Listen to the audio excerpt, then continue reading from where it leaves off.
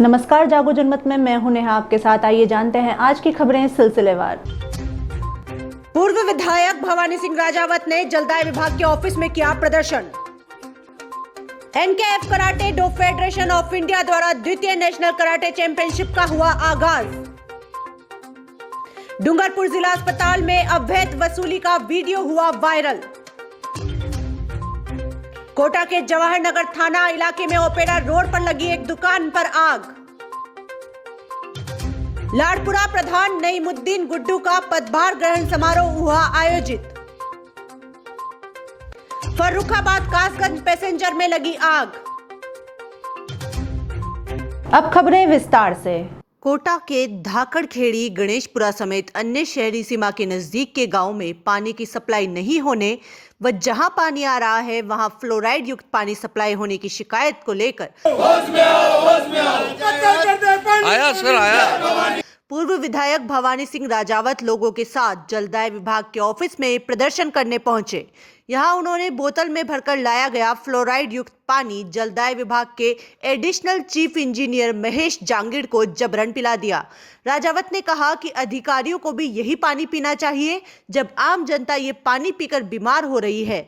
दरअसल धाकड़खेड़ी समेत कई इलाके नगरीय सीमा में आ रहे हैं। धाकड़खेड़ी में अभी पानी की सप्लाई की जा रही है, जबकि कई इलाकों में पाइपलाइन बिछाने का काम चल रहा है। लोगों का आरोप है कि धाकड़खेड़ी में जो पानी आ रहा है वह कम दबाव से आता है, साथ ही फ्लोराइड युक्त पानी सप्लाई होता है जिससे लोगों के शरीर को नुकसान होता है। ऐसे में सोमवार को भवानी सिंह राजावत क्षेत्र के लोगों के साथ जलदाय विभाग के ऑफिस में पहुंचे। उन्होंने additional chief engineer Mahesh Jangid को पानी की बोतल पकड़ाते हुए कहा कि इसे पीकर देखना पड़ेगा। बोतल में गांव से भरकर लाया गया फ्लोराइड युक्त पानी था।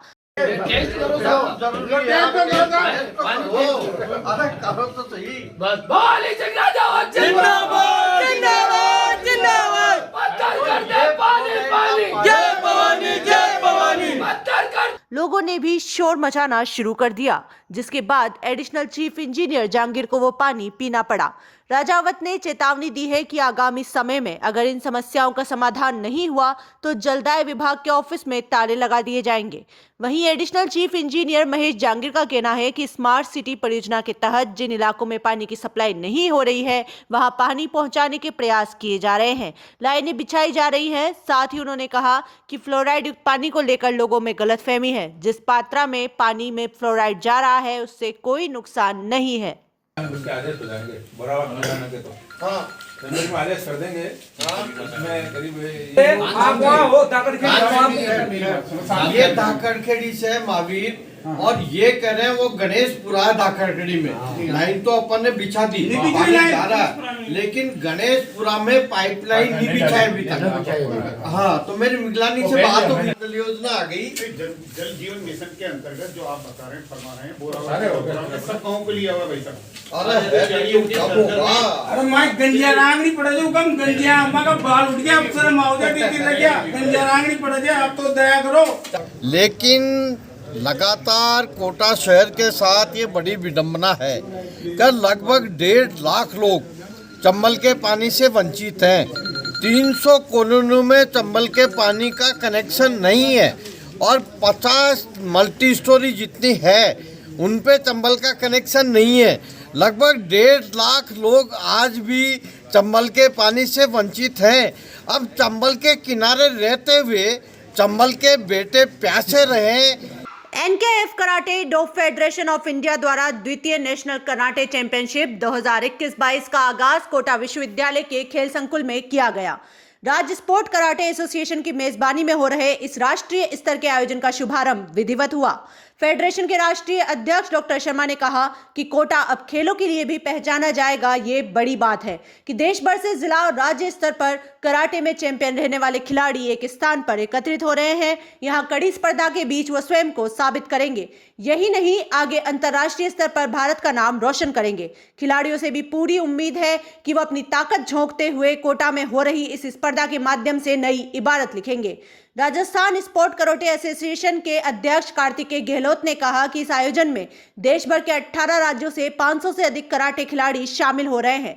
चैंपियनशिप में विजेताओं को अलग अलग वर्ग और स्तर पर सम्मानित किया जाएगा। 28 दिसंबर तक चलने वाली इस प्रतियोगिता में फेडरेशन के चेयरमैन लाल दर्दा ने भी पहुंचकर खिलाड़ियों का हौसला बढ़ाया। कराटे को लेकर अपनी बात रखते हुए उन्होंने कहा कि खेलों में राजनीति का प्रभाव ज्यादा है, जिसके कारण देश अंतर्राष्ट्रीय स्तर पर बिछड़ता जा रहा है।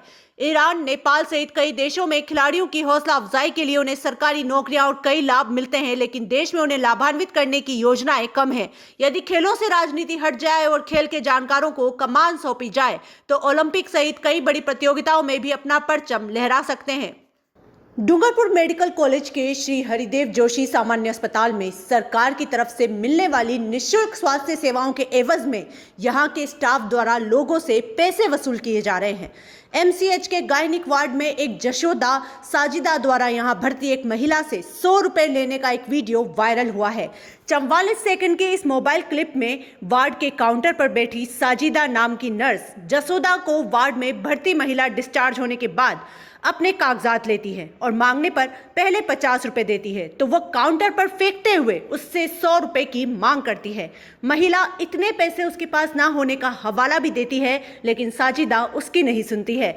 आखिर महिला को उसे 100 रुपए देने ही पड़ते हैं। वीडियो 2-3 दिन पुराना बताया गया है। क्या मांगते हैं? ऑनलाइन तो मैं कर रहा हूँ, ये कह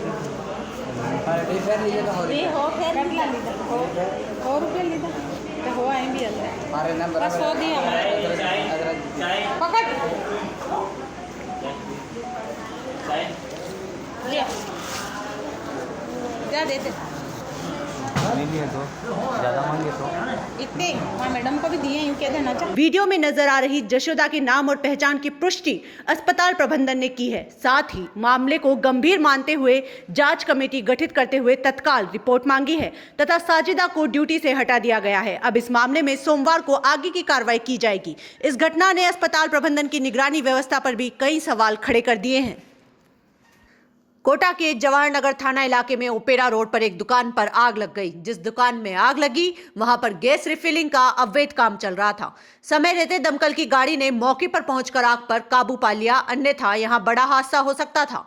दुकान के अंदर से 10 से ज्यादा छोटे और बड़े गैस से भरे हुए सिलेंडर भी निगम कर्मियों ने बाहर निकाले। ओपेरा रोड पर राम अवतार नामक व्यक्ति की दुकान चला रहा था। दुकान में वो बड़े और छोटे गैस सिलेंडर रिफिल करने का काम करता है। सोमवार सुबह गैस रिफिल करने के दौरान अचानक आग लग गई। दुकान में कपड़े भी रखे हुए थे, जिसके चलते कपड़ों में आग पकड़ी और आग तेजी से फैली, जिससे दुकान पूरी तरह से जल गई। इधर आग की सूचना मिलते ही दमकल की गाड़ी मौके पर पहुंची और आग पर काबू पाने के प्रयास किए गए। दुकान के अंदर 10 से ज्यादा सिलेंडर भरे हुए पड़े थे, जिन्हें दमकल कर्मियों ने बाहर निकाला। समय रहते अगर दमकल कर्मी मौके पर नहीं पहुंचते तो सिलेंडर फट भी सकते थे, जिससे आसपास की दुकानें व दुकानदार भी चपेट में आ सकते थे।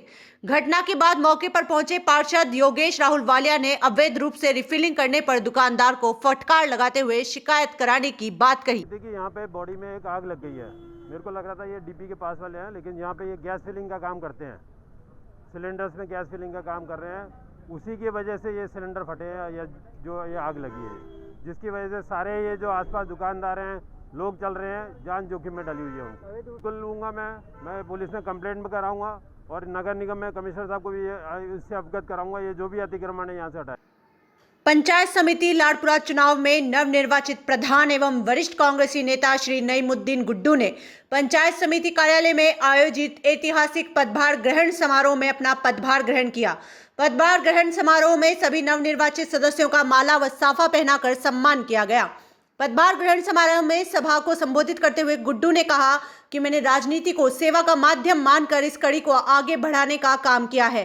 कांग्रेस पार्टी ने और लाडपुरा की जनता ने मुझ पर जो विश्वास जताया है, उस विश्वास की कसौटी पर खरा उतरूंगा और लाडपुरा की मूलभूत समस्याओं को पूरा करने में तत्पर रहूंगा। माननीय मुख्यमंत्री अशोक गहलोत ने जो 3 साल में जनता के हितों का ध्यान में रखते हुए जन कल्याणकारी काम किए, उसी के चलते जनता ने कांग्रेसी पार्टी के प्रति विश्वास जताया है। साथ ही गुड्डू ने कहा कि आज जो मैं इस मुकाम तक पहुंचा हूं, इसके पीछे लाडपुरा के कार्यकर्ताओं की मेहनत, लगन और सच्ची निष्ठा ही मूल कारण है। इसलिए लाडपुरा का एक एक कार्यकर्ता प्रधान है। इसके साथ पदभार ग्रहण करते ही गुड्डू ने कार्यालय में मौजूद कर्मचारियों को पूरी ईमानदारी से, बिना किसी भेदभाव, बिना किसी द्वेष और बिना किसी मोह के काम करने की नसीहत भी दी। और प्रधान के पद पर अब आप पहुंच गए हैं जी, तो पंचायती राज में करियर आगे देख रहे हैं या बड़े चुनाव के अभी लिए? तो पार्टी को तय करना था, मेरा काम तो सेवा करने का। पार्टी ने जहाँ जहाँ मुझे जिम्मेदारी दी, मुझे पीसी सेक्रेटरी बनाया, मुझे 2 बार पीसी सदस्य भी बनाया, मुझे जिला परिषद का चुनाव भी लड़ाया, मुझे जिला प्रमुख का भी चुनाव लड़ाया। पार्टी ने मुझे बहुत दिया है। या शायद मैं पहला सदस्य हूँ इस धरती के ऊपर जिसने इतने चुनाव लड़ाए। आज भी मैं सहकारी का अध्यक्ष हूँ, मैं संगम का अध्यक्ष हूँ, मैं यहाँ का प्रधान बनाया हूँ। तो पार्टी कुछ ना कुछ मेरे में देखती, तभी मुझे इतनी सारी जिम्मेदारियाँ देती है। बाकी के तीनों जिलों में कांग्रेस ने बहुत अच्छी जीत दर्ज की पंचायत चुनाव में, पर कोटा में इतनी करारी हार की क्या कारण? अभी आपस की कहीं कहीं फूट भी थी, कहीं गलत लोगों का चयन भी था। चुनाव में बहुत सारी चीजें होती है, सब कहीं गलत चयन हो जाता है। क्या बड़े नेताओं के द्वारा एफर्ट सही नहीं किए गए? नहीं, बड़े नेताओं ने देखो, माननीय धारीवाल जी ने तो टिकट की दिल्ली सब लोगों से कह दिया था कि भाई जो जीतने वाले हैं उनको मैं शहर देखता हूँ। शहर में माननीय धारीवाल जी ने दोनों पौर बना के दिए हैं, जो एक इतिहास है। देहात 6 में से 5 जिला परिषद जीते हैं और प्रधान भी हमारा बनने वाला था, लेकिन नसीब की बात है कि गोटी बीजेपी के राज निकल गई, इसलिए बीजेपी का प्रधान बन गया। तो वहाँ भी प्रधान हमारा ही बनता। तो उस आपसी कलह का निपटारा करने की कोशिश होगी जिनकी वजह से? अभी बड़े लोगों को देखना था, मैं तो छोटा सा आदमी हूँ, मैं तो उस निपटारा करने वाली कड़ी में आता नहीं हूँ। कड़ी में बड़े बड़े लोग बैठते हैं, बुलाएंगे, उसको देखेंगे भी सही, सारी बात करेंगे और आगे अच्छा होगा। फर्रुखाबाद कासगंज पैसेंजर में लगी आग। चलती ट्रेन में आग लगने से यात्रियों में मची अफरा तफरी। आग लगने से कुछ यात्री झुलसे, उपचार के लिए अस्पताल में कराया गया भर्ती। ट्रेन की बोगी से कूदकर यात्रियों ने बचाई अपनी जान। ट्रेन के इंजन के पीछे की बोगी को आनन फानन में किया गया अलग। आग लगने से पूरी बोगी जलकर हुई खाक। ड्राइवर ने अपनी समझदारी से ट्रेन को रोककर बड़ा हादसा होने से बचा लिया। कासगंज पैसेंजर कासगंज से जा रही थी फर्रुखाबाद। ट्रेन संख्या 05389 की चौथी बोगी में लगी आग। फर्रुखाबाद शमशाबाद के कुछ दूरी तक का है ये मामला।